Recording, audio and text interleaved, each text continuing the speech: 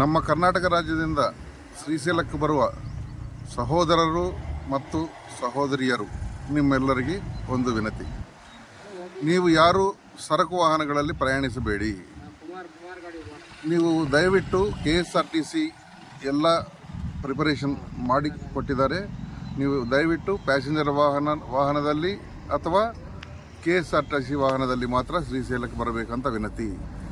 ನಂದಿಕೋಟ್ಕೂರಿಂದ ದೋರ್ನಾಲ್ವರೆಗೆ road construction ನಡೀತಾ ಇದೆ. Road ಸರಿಯಿಲ್ಲ, ಆಕ್ಸಿಡೆಂಟ್ ಆಗಬಹುದು, ಜೀವಹಾನಿ ಆಗಬಹುದು. ಸ್ವಲ್ಪ ಹೆಚ್ಚು ಹಣ ಖರ್ಚು ಮಾಡಿದಂಥ ಏನೂ ಆಗಲ್ಲ, ನಿಮ್ಮ ಪ್ರಾಣ ಉಳಿಸ್ಕೋಬಹುದು.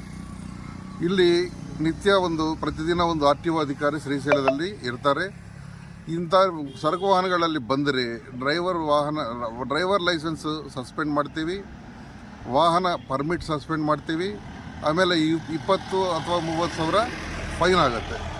ಇದೆಲ್ಲ ನಮಗೆ ಯಾಕೆ, ನಿಮ್ಮ ಪ್ರಾಣ ನೀವು ಚೆನ್ನಾಗಿರಬೇಕು. ನೀವು ಸುರಕ್ಷಿತವಾಗಿ ಶ್ರೀಶೈಲಕ್ಕೆ ಬಂದು ಸುರಕ್ಷಿತವಾಗಿ ದರ್ಶನ ಮಾಡಿಕೊಂಡು ತಿರುಗಿ ವಾಪಸ್ ಹೋಗಬೇಕಂತ ನಮ್ಮ ಆಸೆ.